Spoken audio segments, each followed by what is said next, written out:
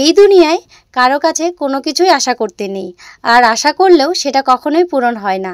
কথাটা আমি কেন বললাম তোমাদের একটু পরেই বলছি। তো হ্যালো এভরিওয়ান, কেমন আছো সবাই? আশা করি ভালো আছো, সুস্থ আছো। আমার নতুন একটি ব্লগে তোমাদের সবাইকে জানাই স্বাগত। তো আজকে হলো 12ই জুন, আর আজকে আমার ব্রাইড আছে আমাদের লোকেশন নয়াপাড়া। আর আজকের লোকেশনে ব্রাইডটা হলো আমার নিজের মাসির মেয়ে, মানে সে নিজের ইচ্ছায় চলে গেছে। বুঝতেই পারছো, তার ভালোবাসার মানুষের কাছে অনেক ঝড়ঝাপটার পর তারা দুজন দুজনকে পেয়েছে। বোন শ্বশুরবাড়িতে চলে যাওয়ার পর আমাকে দুদিন পরেই ফোন করে বলছে, দিদিভাই তুমি আমার বিয়ের ডেটে কোনো বুকিং নিও না।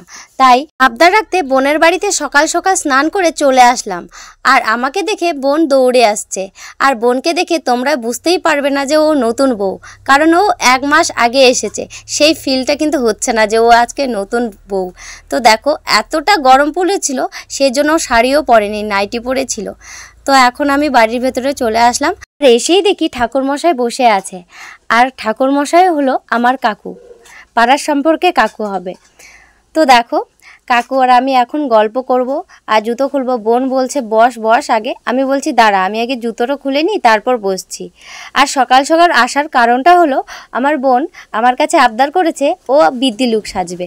বুঝতেই পারছো, সে নিজের পছন্দে চলে এসেছে, সেই কারণে সেরকমভাবে বিয়েটা কিন্তু হচ্ছে না।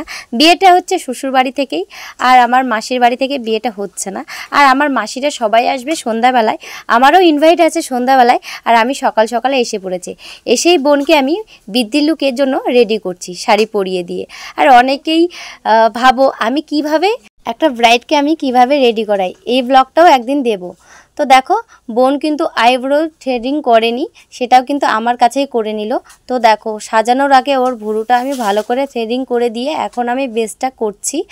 আর এতটা গরম পড়ছে আর লাইনটা বারবার চলে যাচ্ছিল, সেই কারণে অনেক প্রবলেম হচ্ছিল। তো অনেক প্রবলেমের পর আমি ফাইনালি ওকে রেডি করতে পেরেছি। ফাইনাল লুক দেখে নাও বৃদ্ধির। আর ওর কিন্তু কোনো ফটোশ্যুট হবে না, কোনো কিছু হবে না, জাস্ট শুধু ফোনে স্মৃতি রাখার জন্য। আর দুপুরবেলা বৃষ্টি পড়ে দেখো পুরো রাস্তা কাদা হয়ে গেছে। এতটাই কাদা, হাঁটার প্রচণ্ড কষ্ট হচ্ছিল। তবুও আমি হেঁটে হেঁটে যাচ্ছি রাস্তায় ভালো ছবি তোলার জন্য, কারণ এখানকার ব্যাকগ্রাউন্ড একদমই ভালো ছিল না। তো অনেকটা দূর যেতে হবে ছবি তোলার জন্য।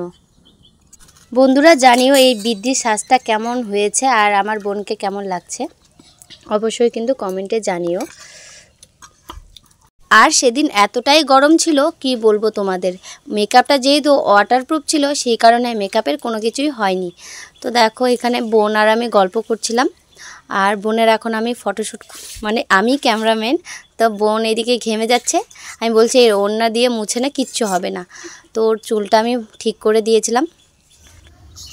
এদিক দেখ, আজকে তোর বিয়ে কেমন লাগলো সেজে বল? খুব সুন্দর। এরকম রিয়াকশন কেন?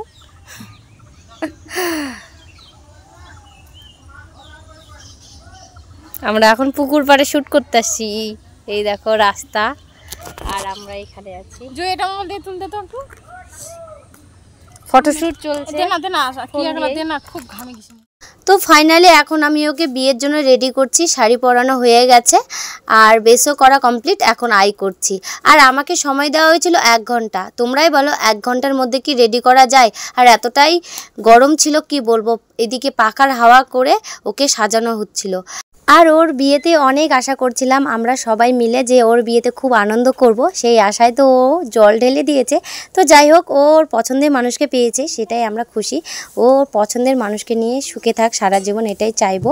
তো বন্ধুরা তোমরা তো জানোই আমি আমার পুরো লাইফস্টাইলটা তোমাদের সাথে তুলে ধরার চেষ্টা করি। তো জানি না কতটুকু আমি আজকে তুলে ধরতে পারলাম। যদি আজকের ব্লগটা তোমাদের ভালো লেগে থাকে তো অবশ্যই ভিডিওটা লাইক কমেন্ট শেয়ার করে পাশে থেকো। তো চলো বন্ধুরা, ভালো থেকো, সুস্থ থেকো, টাটা।